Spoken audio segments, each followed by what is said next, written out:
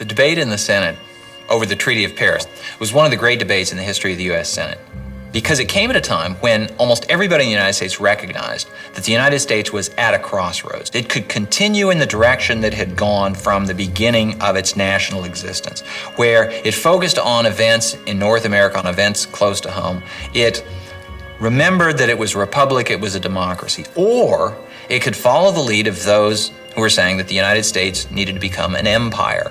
This was at the heart of the question. If we embark upon a career of conquest, no one can tell how many islands we may be able to seize or how many races we may be able to subjugate. Neither can anyone estimate the cost, immediate and remote, to the nation's purse and to the nation's character. Anti-imperialists argued that empire building was inconsistent with the values of a democratic republic.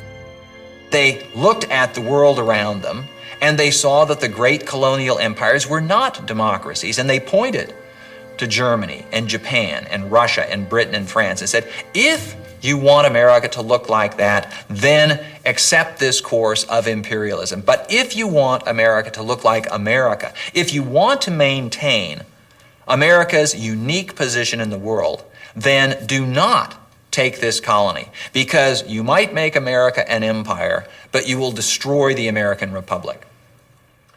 We want to send the products of our farms, our factories, and our mines into every market of the world.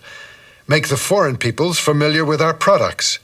And the way to do that is to make them familiar with our flag. For those who favored empire, military and economic interests merged in the argument for annexing the Philippines.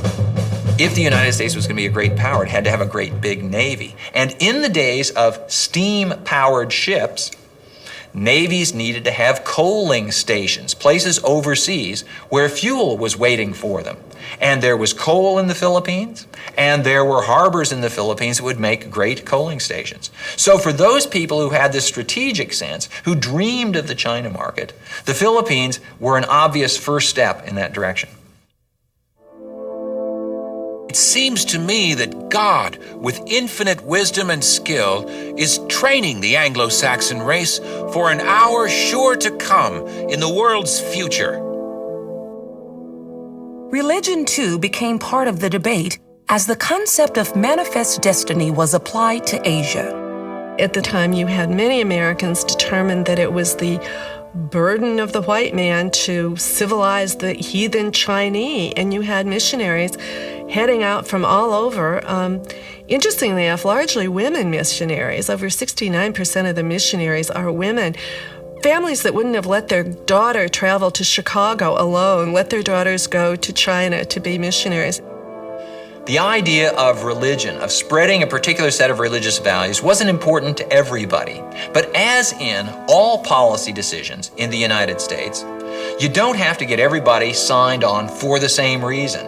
And if missionaries and their supporters form a small group advocating annexation of the Philippines, for example, as they did, you add that group with groups that are looking to the Philippines for economic reasons, groups that are looking to the Philippines for naval and strategic reasons, you add them all up and you get a majority. The Senate took the fateful step of accepting the Treaty of Paris, making the United States a colonial power, annexing the Philippines to the United States, and transforming the United States from a simple democracy into something more complicated, a democratic empire, if such a thing could exist. And the question was, could such a thing exist?